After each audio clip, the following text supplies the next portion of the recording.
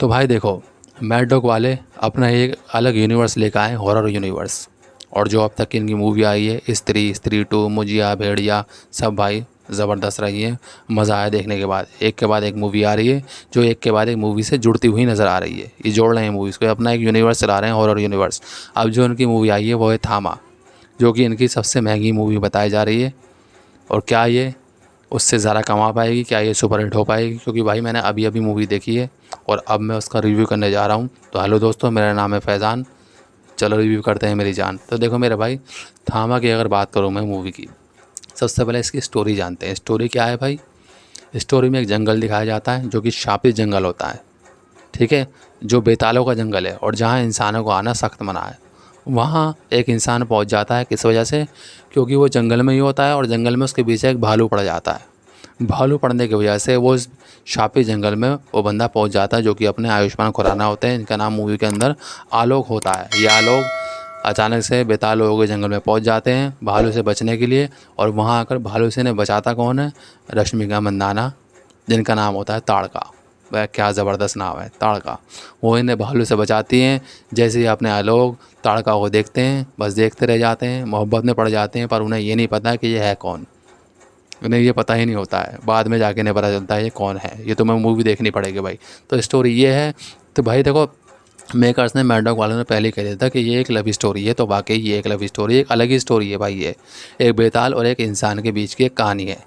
कैसे इंसान को और एक बेताल को, एक ड्रैकुला को इंसान से प्यार हो जाता है। देखो फर्स्ट हाफ इसका ऐसे ही चलेगा। मैं ये नहीं कहता कि बोर है। फर्स्ट हाफ देखो भाई, मतलब एक तुम्हें भी समझाया जा रहा है क्यों है कहानी, क्यों क्या चीज़ें चल रही है। जब तुम सेकंड हाफ देखोगे, सारे जो पर्दे हैं इस मूवी के, क्या क्यों है, किस वजह से, सब कुछ खुलता चला जाएगा। और थामा का मतलब क्या है ये भी आपको पता चलेगा मूवी के अंदर। क्योंकि जब फर्स्ट हाफ होगा, सेकंड हाफ में जब अपने आलोक जी ड्रैकुला बनते हैं, जब रश्मिका मंदाना इनको ड्रैकुला बनाती हैं, क्यों बनाती है तुम्हें मूवी देखनी पड़ेगी, ठीक है। जब इनको बनाती है तभी कहानी असली शुरू होती है, ठीक है ना भाई। मतलब ओवरऑल स्टोरी बहुत ज़बरदस्त है भाई। अगर मैं कैमियोज़ की बात करूँ तो ये कैमियो में आपको बताया जाएगा कि भेड़िए का कैमियो होता है, भेड़िया आता है, क्यों आता है, और किस वजह से बेताल लोगों का दुश्मन एक भेड़िया होता है, क्यों होता है, क्यों इन दोनों में आपस में दुश्मनी होती है। ये आपको स्टोरी बाय स्टोरी सब कुछ समझाया जाएगा, ठीक है ना। भेड़िए का कैमियो अलग है, ज़बरदस्त मज़ा आ गया देखने के बाद। वहीं से एक अलग स्टोरी में तुम्हें लेके चली जाएगी भाई। वहीं से ही एक और स्टोरी चलने वाली है थामा की, वहीं से ही भाई। जब भेड़िया आता है, भेड़िया का कैमियो होता है। यहाँ कटप्पा का भी अपना कैमियो है भाई, उनका भी अलग ज़बरदस्त कैमियो है। मतलब कैमियो करो तो ऐसे करो, वरना करो मत भाई। कहाँ होते हैं ऐसे कैमियो? फिट बाय फिट एक एक चीज़ इस मूवी में बिठाई जा रही है। क्या कौन सा इंसान किस वजह से है, क्यों उसका कैमियो इसमें है। अभिषेक का भी कैमियो है, जो स्त्री में थे, जो भेड़िया में भी थे, वरुण धवन के दोस्त, उनका भी कैमियो क्यों है वो भी तुम्हें देखना पड़ेगा भाई। तो ओवरऑल सब चीज़ें तुम्हें फर्स्ट हाफ के बाद पूरी तरह से समझाई जाएंगी, क्यों कैमियोस आते हैं, कैसे आहिस्ता आहिस्ता कहानी आगे जुड़ती चली जा रही है। ये है मूवी, ज़बरदस्त मूवी भाई, मज़ा आ जाएगा देखने के बाद तुम्हें। अगर मैं बात करूँ भाई मूवी के वीएफएक्स की, तो वीएफएक्स बहुत ज़्यादा ज़बरदस्त है भाई। पैसा लगाया है तो असली चीज़ दिखाई भी है। वो जो भालू दिखाते हैं वो भी बहुत असली लगता है, मज़ा आता है देखने के बाद। म्यूज़िक की बात करूँ, म्यूज़िक ज़बरदस्त है भाई, म्यूज़िक भी ज़बरदस्त है, गाने भी ज़बरदस्त हैं, सॉन्ग बहुत अच्छे हैं, 3 आइटम सॉन्ग अच्छे हैं।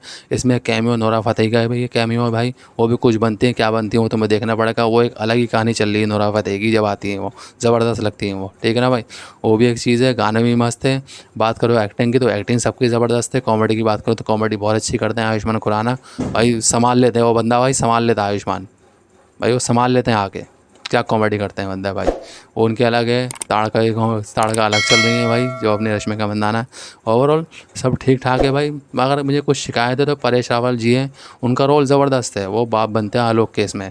पर थोड़ा सा उनका कुछ एक स्पेशल रोल होना चाहिए था, जो कि नहीं था इसमें, ठीक है। तो उस हिसाब से इनका इस्तेमाल नहीं हुआ है। बात करूँ अगर नवाजुद्दीन सिद्दीकी की, वो ज़बरदस्त भाई, तुम्हें तो पता ही है क्या एक्टर है भाई, वो ज़बरदस्त एक्टर है वो, ठीक है ना भाई। मज़ा आता है उन्हें देखने के बाद, क्योंकि वो मूवी के विलन हैं। और इसमें ही आपको समझाया जाएगा थामा क्यों है, बेताल क्यों है, सब समझाया जाएगा, ठीक है ना। पर उनका रोल मुझे भी कहीं ना कहीं कम लगा। विलन के तौर पर उनका जो रोल है वो बहुत लंबा होना चाहिए था, जो कि नहीं है। तो बस यही एक आध दो शिकायत है मेरी। बाकी ओवरऑल मूवी ज़बरदस्त है, तुम जाके देख सकते हो, थिएटर में देखो, मज़ा आएगा भाई। मज़ा आ जाएगा। तो ओवरऑल अगर मैं इस मूवी को दूँ 5 में से 4 स्टार तो बहुत ज़बरदस्त, क्योंकि ये 2 शिकायतें थी, इसी वजह से मैंने 2 स्टार कम करें। 5 में से 4 स्टार इस मूवी को भाई। तो मिलेंगे अगली रिव्यू में। धन्यवाद।